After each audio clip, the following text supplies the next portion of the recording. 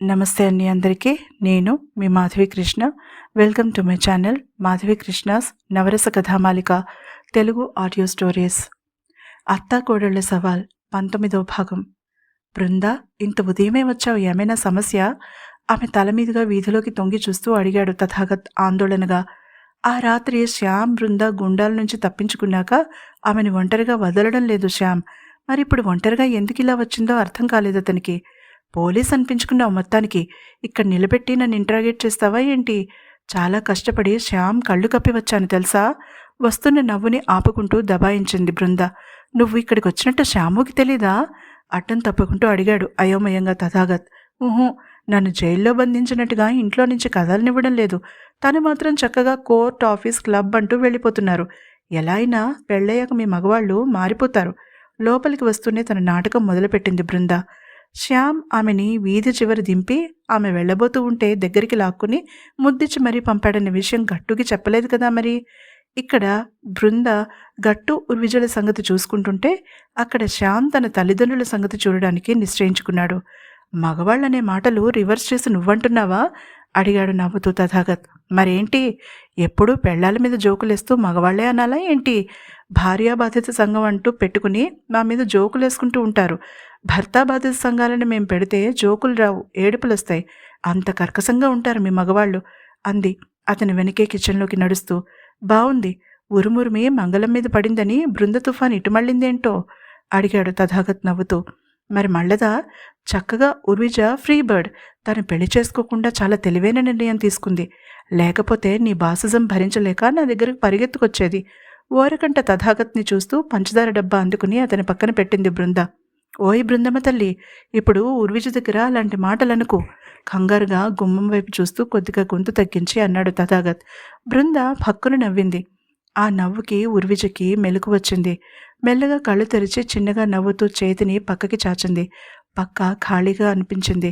బయట మాటలు వినిపిస్తుంటే ఎవరొచ్చారప్పా అనుకుంటూ పక్క దిగి నీట్గా సర్ది బాత్రూంలోకి దూరింది. అరగంట తర్వాత తయారై బయటికొచ్చింది.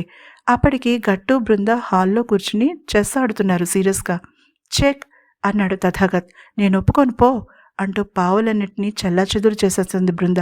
హే, చిన్నపిల్లలు అలా ఉడుక్కోకూడదు, ఓడిపోతే నవ్వుతూ అన్నాడు తథాగత్. నేను నిన్ను ఆట నేర్పించమన్నాను, ఇలా ప్రతిసారి ఓడించమనలేదు. మొహం ముడుచుకుని గొడవ పడుతున్న బృందని చూస్తే నవ్వాగలేదు ఉర్విజకి. ఏంటి సంగతి? బృందని ఏడిపిస్తే వెనకాల శ్యామ్ చేతిలో తన్నులు తినవలసి వస్తుందని మర్చిపోయారా? ఉర్విజ కంఠం వినగానే టక్కున వెనక్కి తిరిగాడు తథాగత్. ఫ్రెష్ అయి వచ్చిన ఆమె మంచులో తడిసిన గులాబీలా ముద్దొస్తూ ఉంది. రాత్రి తాలూకా భయం ఆమె కళ్ళలో ఎక్కడా కనిపించలేదు. తేటగా ఉన్నాయి కళ్ళు. అతన్ని చూడగానే అందంగా నవ్వింది. అతను తిరిగి నవ్వాలన్న విషయం కూడా మర్చిపోయాడు. కళ్ళు పెద్దవి చేసుకుని ఆమె అణువణువు చూస్తూ ఉండిపోయాడు. మెడ పట్టేయగలదు. బృంద సన్నగా చేసిన కామెంట్కి ఉలిక్కిపడి తిన్నగా కూర్చున్నాడు అతను. శ్యామ్ సుందర్ గారు వచ్చి తన్నేటంత సీన్ లేదు ఉర్వి. ఆయన గారు దోస్తు కటీఫ్ నేను అంది అక్కడి నుంచి లేస్తూ బృంద. తథాగత్ వైపు చూసి ఏమైందన్నట్టుగా కళ్ళతోనే అడిగింది ఉర్విజ. తెలియదన్నట్టుగా భుజాలు ష్రగ్ చేశాడు అతను. ఇంకా హనీమూన్ మూడ్ పూర్తిగా పోనేలేదు, అప్పుడే ఏమైంది బృంద? ఆమె దగ్గరకు వచ్చి ఆమె చేతిని తన చేతిలోకి తీసుకుంటూ అడిగింది ఉర్విజ. ఇల్లుని జైలు చేసేసారు ఉర్వి. ఒక ఈగ కూడా బయట నుంచి లోపలికి, లోపల నుంచి బయటికి పోకూడదట. అలా ఎలా కుదురుతుంది చెప్పు? అత్తమ్మకి కొంచెం హెల్త్ బాగోలేదు. మామయ్య ఫుల్ బిజీ. నేను ఇల్లంతా చూసుకోవాల్సి వస్తోంది. అరే, ఉదయం నుంచి కష్టపడి ఉంటాను కదా. సాయంత్రం తోటలో తనతో పాటుగా టైం స్పెండ్ చేయమంటే ఎలా? పోనీలే అని వెళ్తే ఈ పిచ్చి చెస్ పట్టుకొచ్చి నాతో ఆడి పందెం కాయడం మళ్ళీ ఉక్రోషంగా కంప్లైంట్ చేసింది బృంద. ఏం పందెం? నవ్వుతూ అడిగింది ఉర్విజ.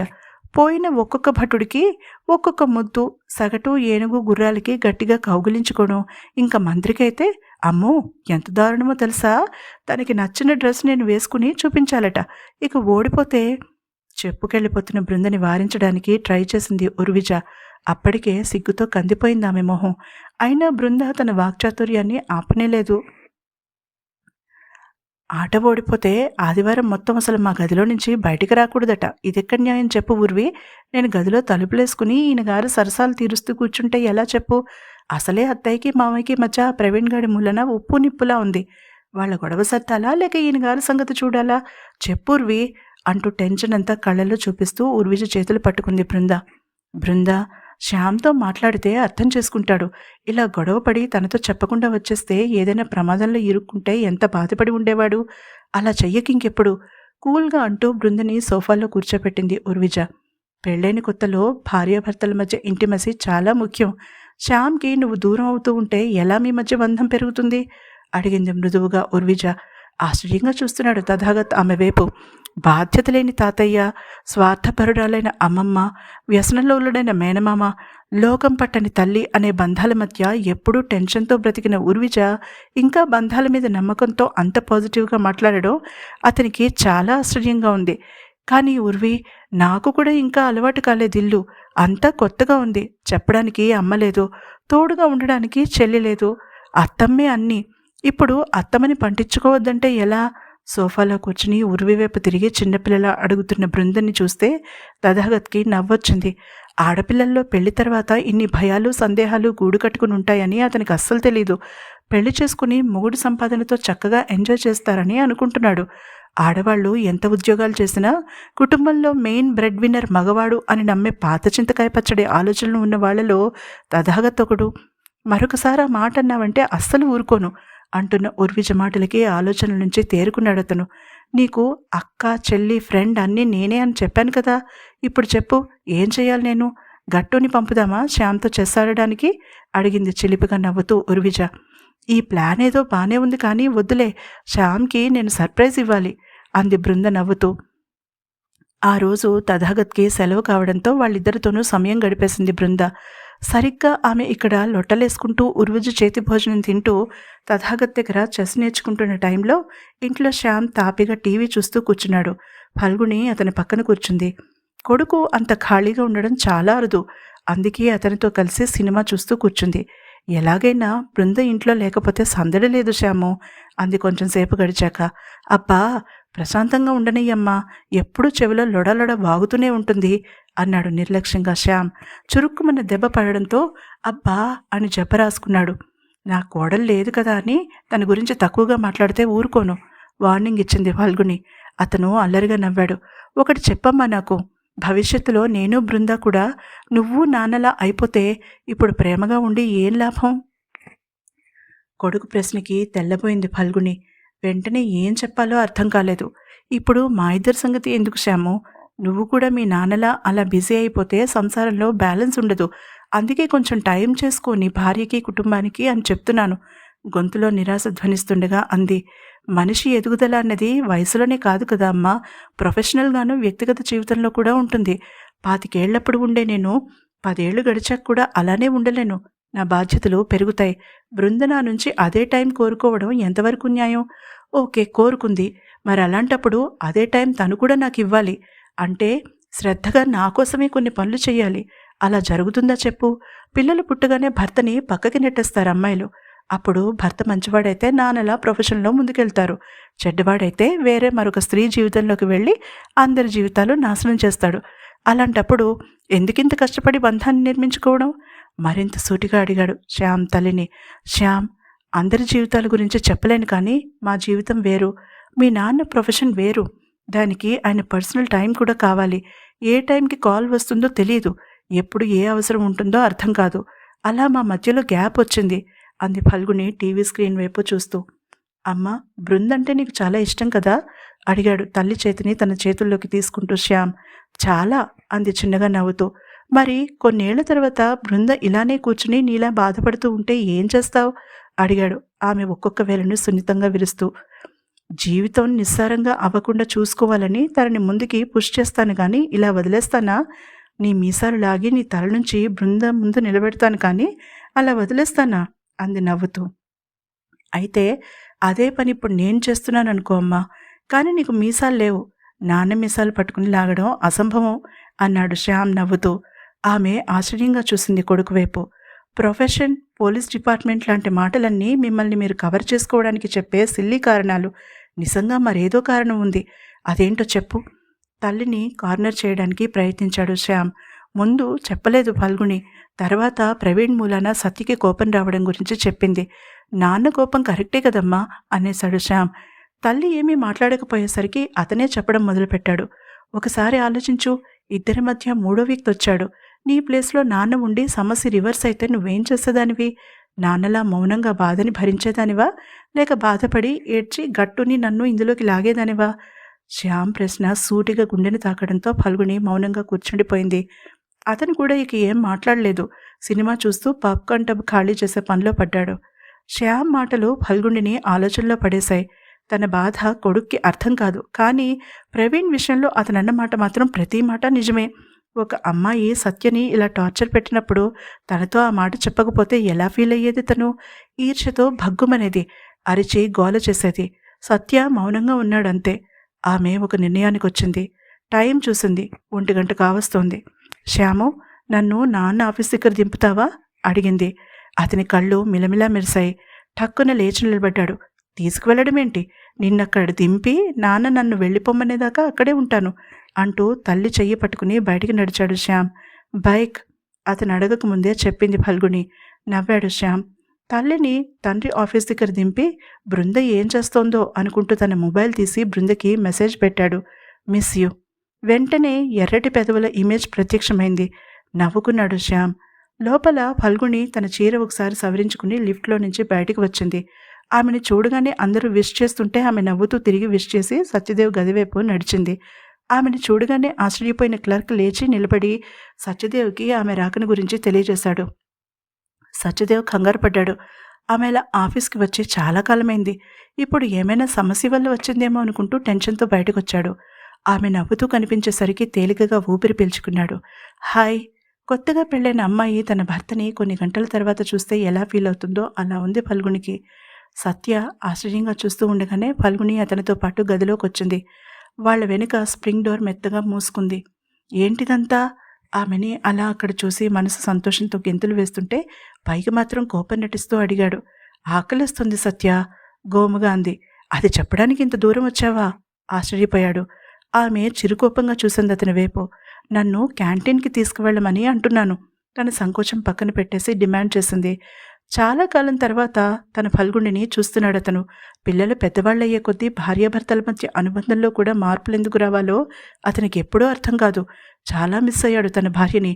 బయటికి వెళ్దామా? అడిగాడు అతను. వద్దు సత్య, క్యాంటీన్కి వెళ్దాం. మీరు బిజీగా ఉన్నారు కదా, జస్ట్ ఒక పావుగంట మీతో గడపాలని వచ్చాను చెప్పింది అతని చేతిని అందుకుని.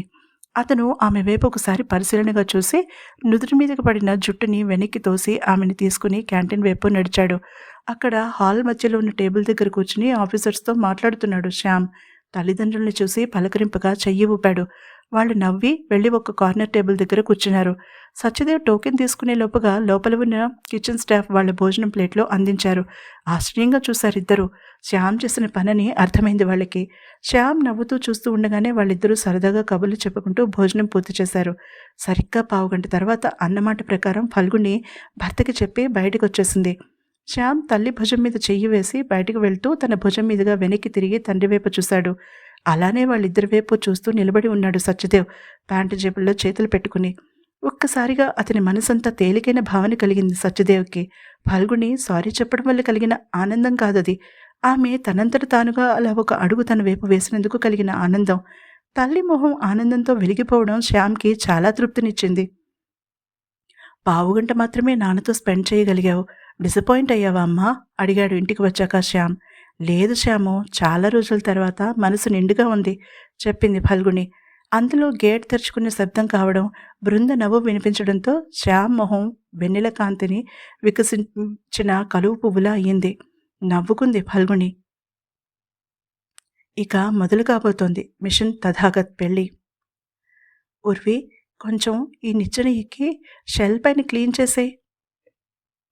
వారం రోజుల తర్వాత బృంద సూచనలు ఇస్తోంది ఉర్విజకి. ఇద్దరూ దసరా పండక్కి ఇల్లంతా శుభ్రం చేస్తున్నారు. ఫల్గుని వంటగదిలో ఉంది. అమ్మాయి గారు, మీకెందుకండి శ్రమ?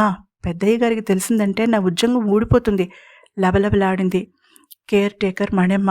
మణెమ్మ నడివయసులో భర్తని పోగొట్టుకుంది. పిల్లలు లేరు. ఒంటరి ఆడదాని కష్టాలు పగవాడికి కూడా వద్దనిపిస్తుంది ఆమె కష్టాలు వింటే. ఓల్డేజ్ హోమ్లో చేరే వయసు కాదు. అలాగని ఒంటరిగా ఉంటే అడవి మృగాల మధ్య ఒంటరి లేడిపిల్లలా ఉండలేదు. క్షణక్షణం భయపడుతూ ఒకరోజు పని వెతుక్కుంటూ ఇంటింటికి బయలుదేరింది. ఆడవాళ్లు బయటకు వచ్చి అడిగే ఇళ్లకే వెళ్ళింది. అలా ఫల్గుని ఇంటికి వచ్చింది. సెక్యూరిటీ ఇంటర్కంలో చెప్పగానే బృంద బయటికి వచ్చి చూసి ఆమెని అత్తగారి దగ్గరికి తీసుకువెళ్ళింది. అలా పనికి కుదిరింది. ఆ ఇంట్లో అవుట్ హౌస్లో ఉంటుంది. ఇప్పుడు ఆమె జీవితం చీకుచింత లేకుండా ఉంది. సత్యదేవ్ ఇంటి తోటమాలి, డ్రైవర్ అలా అవసరాలలో ఉండి నిస్సహాయ స్థితిలో బాధపడుతూ ఉండగా ఆ ఇంట్లో చేరిన వాళ్లే. అందుకే చాలా విశ్వాసంతో పనిచేస్తారు వాళ్ళు. ఇప్పుడు ఉర్విజ, బృంద తాము చేయవలసిన పని వాళ్ళు చేస్తుంటే గుండెలు బాదుకుంటోంది మణిమ్మ. నువ్వు ఊరికే గాబరా పడుకు మణిమ్మ, వెళ్ళి అత్తమ్మకి వంటగదిలో సాయం చేయి, అక్కడ మేము చూసుకుంటాంలే అని ఆమెను పంపేసి బృంద మెల్లగా ఉర్విజతో సంభాషణ మొదలుపెట్టింది. అవును ఉర్వి, గట్టు మీద నీ అభిప్రాయం ఏంటి? కింద చిన్న చిన్న బల్లల మీద పెట్టి ఉన్న డెకరేటివ్ పీసెస్లని నీట్గా సర్దుతూ తుడుస్తూ అడిగింది బృంద. కొన్ని క్షణాలు ఏమీ మాట్లాడలేదు ఉర్విజ. ఎవ్వరూ లేరిక్కడ, చెప్పు, పర్వాలేదు ప్రోత్సహించింది బృంద. అప్పటికి మధ్యాహ్నం 12 కావస్తోంది. సత్యదేవ్, శ్యామ్ ఆఫీస్కి వెళ్ళిపోయారు. తథాగత్ ఇంటికి వచ్చి 2 రోజులైంది. భోజనానికి రారు, ఇక ఏకంగా సాయంత్రమే వస్తారు. ఆ ధీమాతో ఉర్విజ నోరు విప్పింది. ఈ పోలీసులకి మనసనేది ఉండదు బృంద, వైరాగ్యం నిండిన కంఠంతో అంది ఉర్విజ. ఎందుకే అంత మాట అనేసావు? చనువుగా అడిగింది బృంద. ఎందుకంటే మీ గట్టు చేసే పనులు చాలా ఉంటాయి. చిన్నగా నిట్టూర్చి అసహనాన్నంతా షెల్ఫ్ మీద చూపిస్తూ బట్టతో బరాబరా తుడుస్తూ అంది ఉర్విజ. ఏం చేశారేంటి అడిగింది బృంద. ఏం చేయలేదు అనేసి ఒకసారి బృందవైపు సీరియస్ లుక్ ఒకటి వేసి తిరిగి తన పనిలో మునిగిపోయింది ఉర్విజ. అబ్బో, చాలా కోపంగా ఉన్నట్టున్నావు, ఏం చెయ్యలేదనా? కవ్వింపుగా అడిగింది బృంద ఈ ముర నుంచి ఆ మూలకి వెళ్ళి ఫ్లవర్ వేస్ తుడుస్తూ. ఒకసారి ఇలా వచ్చి ఈ పుస్తకాలు పట్టుకో చెప్తాను అంటూ వెనక్కి చూడకుండానే 2 పుస్తకాలు అందించింది ఉర్విజ. అర ఖాళీ కాగానే నీట్గా తుడిచి పేపర్ కోసం చెయ్యి చాచింది. అది చేతికి అందగానే పొందికగా మడత పెట్టి అరలో వేసి పుస్తకాల కోసం చేతిని చాచింది. అసలు ఆ మనిషి మనసులో ఏముందో ఎలా తెలుసుకోవడం బృందా? పుస్తకాలు ఒకదాని పక్కన ఒకటి నిలబెడుతూ అడిగింది ఉర్విజ. అసలు నీ సమస్య ఏంటి ఉర్వి? వినిపించింది బృంద కంఠం. నాకు తథాగత్ కొంచెం కొంచెంగా కాదు, మొత్తమంతా కావాలి, అదే నా సమస్య. ఇది వరకు కనీసం మా మధ్య అంటూ చప్పున ఆగిపోయి తిరిగి పుస్తకాలు సర్దడం మీద ఫోకస్ పెట్టడానికి ప్రయత్నించింది ఉర్విజ. అలా మధ్యలో ఆపితే టెన్షన్తో చచ్చిపోతాను, పూర్తి చేయి మరొకసారి వినిపించింది బృంద అల్లరి కంఠం. నీకేం తల్లి, రోజు భర్త కౌగిలిలో హ్యాపీగా కాలక్షేపం చేసేస్తావు. నేను అలా కాదు. తథాగత్ మూడ్ స్వింగ్స్ నాకు అర్థం కావు. ఒక్కొక్కసారి నేను కావాలన్నట్టుగా నా మీద మొత్తం తన ఫోకస్ అంతా పెడతారు. నా మనసు ఎగిరి గంతేసి పండగ చేసుకునే లోపుగా సీరియస్గా మారిపోయి నాకు 10 కిలోమీటర్ల దూరంలో నిలబెడతారు. విరహమో వేదనో తెలియని నిట్టూర్పు ఒకటి విడిచి పని పూర్తి చేయడానికి ప్రయత్నించింది ఉర్విజ. ఈ విషయం గట్టుకి నువ్వే చెప్పచ్చుగా ఓపెన్గా, తనకి ఎలా తెలుస్తుంది నువ్వు చెప్పకపోతే? బృంద కంఠంలో కొంటెతనం ఉర్విజకి కొంత నవ్వు తెప్పించింది, కొంత కోపం కూడా. బృంద, శ్యామ్లా అనుకున్నావా మీ గట్టు? తిక్కమేళం, ఎప్పుడు ఏ మాటని ఎలా తీసుకుంటారో తెలీదు. ఒక మాట మాట్లాడాలంటే ఎంత ఆలోచించాలో తెలుసా? నువ్వేమో అసలు ఆలోచించకుండా శ్యామ్ని బాధ పెట్టేస్తూ ఉంటావు. తను నవ్వుతూనే నీకు అర్థమయ్యేలా చెప్తాడు. ఇక్కడ అలా కాదు. గట్టూసరికి కొంచెం తిక్కెక్కువ. ఆఫీస్ టెన్షన్స్ అనుకుంటా. త్వరలోనే అల్సర్, బీపీ, షుగర్ రావడం పక్కా. అప్పుడు చక్కని ఆ గ్రాఫ్ కాస్త బట్టతలగా మారిపోతుంది. అప్పటికైనా నా ప్రేమని గుర్తిస్తారో లేదో అంటూ వెనక్కి తిరిగి పుస్తకాలు అందుకోపోయిన ఉర్విజ కెవ్వున అరిచి బ్యాలెన్స్ తప్పి కింద పడబోయింది. అంతవరకు ఆమె మాటలని చాలా శ్రద్ధగా వింటున్న తథాగత్ మెరుపు వేగంతో ఆమెని తన చేతుల్లోకి తీసుకున్నాడు. మీ మీ మీరెప్పుడు వచ్చారు? చిన్నగా వణుకుతూ అడిగింది ఉర్విజ. నేనేమీ చేయడం లేదని బృందతో నీ బాధ వెళ్ళబోసుకుంటున్నప్పుడు అన్నాడు కామ్గా తథాగత్. ఆమె కళ్ళు గట్టిగా మూసేసుకుంది. అమ్మ దెబ్బ కోసం ఎదురు చూస్తున్న పసిపాపలా అనిపించింది ఉర్విజ అప్పుడు. అప్రయత్నంగానే ఆమె నుదుటి మీద ముద్దు పెట్టుకున్నాడు తథాగత్. భయపడి గుర్వి, సేఫ్గా ఉన్నావు అన్నాడు చిన్నగా నవ్వుతూ. అప్పుడే వంటగదిలో నుంచి బయటకు వచ్చిన ఫల్గుని ఆ దృశ్యం చూడగానే బృందవైపు తిరిగి చిన్నగా కన్ను నులుముకుంటూ కంఠం సవరించుకుంది పెద్దగా. ఉలిక్కిపడిన తథాగత్ ఉర్విజని టక్కుని దింపేశాడు. అంత సడన్గా తనని దింపడంతో బ్యాలెన్స్ కోల్పోయి వెనక్కి తూలబోయి అతని షర్టు ముందు భాగాన్ని బలంగా పట్టుకుంది ఉర్విజ. ఆ బలానికి మొదటి 2 బటన్స్ తెగి కింద పడ్డాయి. అతను ఆమె చేతుల్ని గట్టిగా పట్టుకుని పడకుండా ఆపాడు. జాగ్రత్త ఉర్వి, అయినా వద్దు వద్దు అంటే ఈ పని పెట్టుకున్నావు. సాయంత్రం గెస్టులు వస్తున్నారని చెప్పలేదు? అసలు అక్కడ ఏమీ జరగనట్టుగా యథాలాపంగా ఉర్విజని మెత్తగా మందలించింది ఫల్గుని. అంటే అది దసరా వస్తోంది కదా అని నసిగింది ఉర్విజ.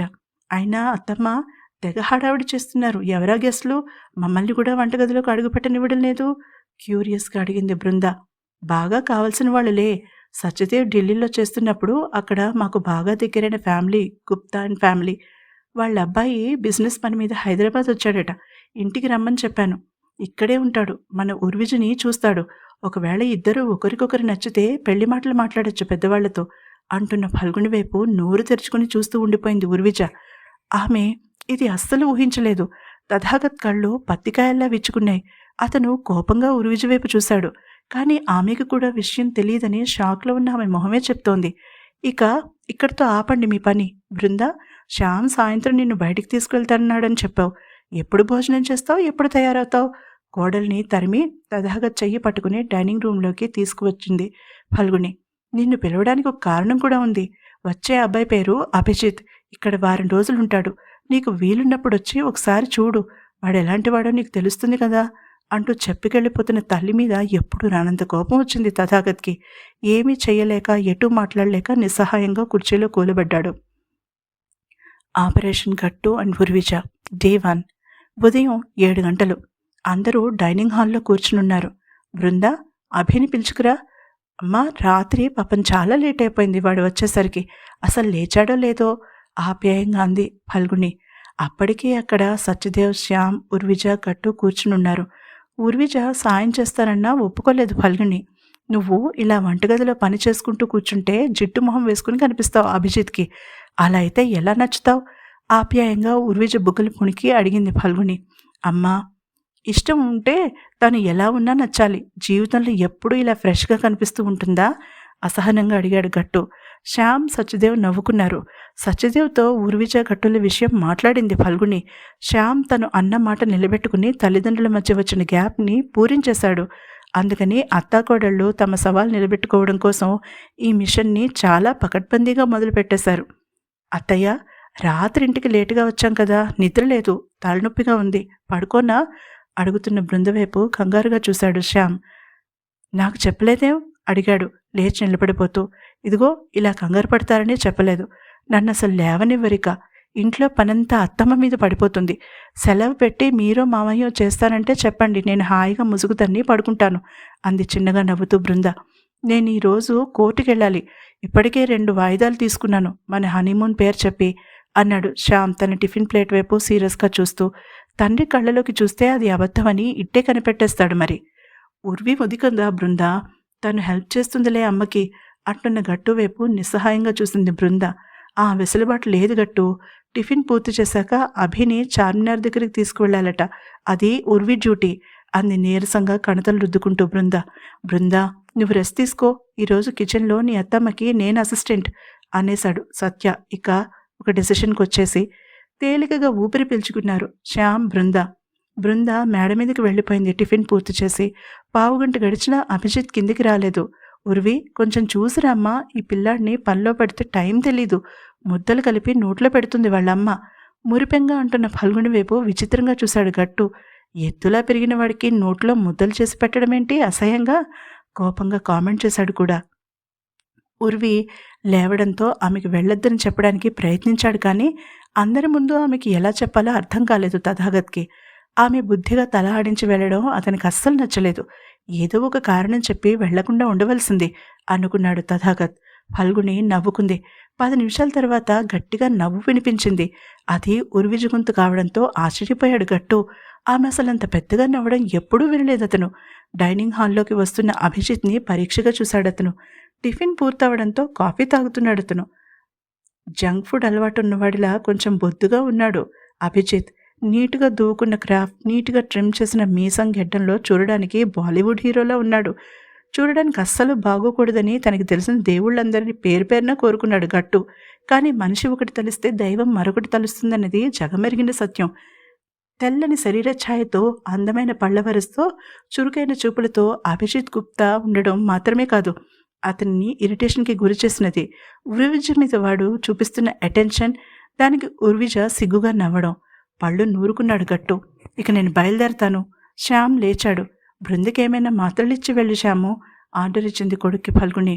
నాకు చెప్పాలా అమ్మా ఆ పని చేసే వెళ్తాను అంటే తల్లి దగ్గరికి వెళ్ళి నుదుటి మీద ముద్దు పెట్టుకుని తండ్రి దగ్గరికి వచ్చి భుజాల మీద చేతులు వేసి మృదువుగా నొక్కి మేడ మీదకి వెళ్ళిపోయాడు శ్యామ్. నా కోసం వెయిట్ చేయగట్టు, బైక్ లేదు కదా నాది, నన్ను ఆఫీస్ దగ్గర డ్రాప్ చేతువు గాని అని చెప్పి మరీ వెళ్ళాడు శ్యామ్. బృందికి ఏమైంది పిన్ని? బొంగురు కంఠంతో అడుగుతున్న అభిజిత్ వైపు కోపంగా చూశాడు గట్టు. నిన్నంతా ఇంట్లో చాలా పని చేశారు ఆడపిల్లలిద్దరూ. బృందికి తలనొప్పిగా ఉందని వెళ్ళి పడుకుంది. నువ్వు కూర్చో. ఉర్వి, అభికి టిఫిన్ పెట్టమ్మా హుషారుగా అంటున్న తల్లివైపు కొరకొరా చూశాడు గట్టు. అసలు ఈ పెద్దవాళ్ళకి అంత తొందరెందుకు? ఉర్వి ఇప్పుడు హ్యాపీగానే ఉంది కదా, మరి పెళ్లి కొడుకుని వెతకవలసిన అవసరం ఏముంది? గట్టు మనసులో ఆలోచనలవి. నీ వేళ్ళు చాలా పొడవుగా అందంగా ఉన్నాయి ఉర్వి. నువ్వు పెయింట్ చేస్తావా లేక మ్యూజిక్ ఇన్స్ట్రుమెంట్ వాయిస్తావా? ప్లేట్లో ఇడ్లీలు పెడుతున్న ఉర్వి చేతిని పట్టుకుని ఆమె వేళ్ల వైపు ఎక్సైటింగ్గా అడ్మైరింగ్గా చూస్తూ అడిగాడు అభిజిత్. ఉర్వి చాలా ఆశ్చర్యపోయి తన చేతిని వెనక్కి తీసుకోవాలనే విషయాన్ని పూర్తిగా మర్చిపోయింది. గట్టు అది చూసి పళ్ళు నూరుకున్నాడు. మీకెలా తెలుసు నేను పెయింటింగ్స్ వేస్తానని అడిగింది ఉర్విజ ఆనందంగా. గట్టుకి పచ్చి వెలకాయ గొంతుకు అడ్డం పడింది. లుక్, నీ వేళ్ళు పొడవుగా ఉండి బ్రష్ స్ట్రోక్స్ ఇవ్వడానికి వీలుగా ఉన్నాయి. ఈ 2 వేళ్ళకి కాయలు కాచున్నాయంటే బ్రష్ పట్టుకుని అలా అయి ఉండాలి. లేదా ఏదైనా స్ట్రింగ్ ఇన్స్ట్రుమెంట్ అంటే వయలిన్, వీణ, సితార్ లాంటి ఇన్స్ట్రుమెంట్ని వాయిస్తూ ఉండాలి. లాజిక్ చెప్పాడు అభిజిత్. వెల్ సెట్ అభి, నువ్వసలు పోలీస్ కావాల్సింది. గుడ్ అబ్జర్వేషన్ మెచ్చుకున్నాడు సత్య. మొత్తం లోకమంతా ఒకవైపు తనొక్కడు ఒకవైపు అన్న ఫీలింగ్తో ఒక్కసారిగా చాలా ఒంటరితనం అనిపించింది తథాగత్కి ఆ క్షణం. ముఖ్యంగా ఉర్విజ స్పర్శని మిస్ అవుతున్నాడు బాగా. కంట్లో నలుసులాగా ఆమె పెయింటింగ్ వేస్తుందనే విషయం తను కాకుండా ఆ పిల్లిగెట్టంగాడు కనిపెట్టడం ఒకటి. అసహనంగా వాచ్ చూసుకున్నాడు గట్టు. 10 నిమిషాల్లో వస్తానన్న శ్యామ్ పావుగంటైనా కిందికి దిగలేదు. భార్య తలనొప్పి తగ్గించడానికి ఏమేం ప్రయత్నాలు చేస్తున్నాడో ఊహించుకునేసరికి మరింత ఒళ్ళు మండింది తన స్థితి మీద తథాగత్కి. హాయిగా ఉర్వి తనది అని ఇంట్లో చెప్పేసి ఉంటే ఈ అభిజిత్ గాడు ఇప్పుడు అలా మీద పడిపోతూ ఉండేవాడు కాదు తన డార్లింగ్ మీద. ఇప్పుడు బాధపడడం మొదలుపెట్టాడు తథాగత్. ఇంతలో బయట శ్యామ్ మెట్లు దిగుతూ బృందకి బాయి చెప్పడం, బృంద గోముగా బాయి చెప్తూ త్వరగా వచ్చేయమని అడగడం వినిపిస్తూనే ఉంది అతనికి. విసురుగా లేచి నిలబడ్డాడు. మిస్టర్ తథాగత్, ఉర్విజ మీద మీకేమైనా ఇంట్రెస్ట్ ఉందా? అభిజిత్ కంఠం డైనింగ్ హాల్లో కంగుమంటూ మోగింది. అభిజిత్ ప్రశ్నకి తథాగత్ అవునంటాడా కాదంటాడా? తనకు వచ్చిన అవకాశాన్ని ఉపయోగించుకుంటాడా తథాగత్? తెలుసుకోవాలంటే తర్వాత ఎపిసోడ్ని వినండి. ఈ ఎపిసోడ్ కనుక మీకు నచ్చినట్లయితే తప్పకుండా లైక్ చేయండి. అలాగే నా ఛానల్ని సబ్స్క్రైబ్ చేసుకోవడం మర్చిపోకండి. తిరిగి మరొక ఎపిసోడ్తో మళ్ళీ కలుద్దాం. అంతవరకు సెలవు.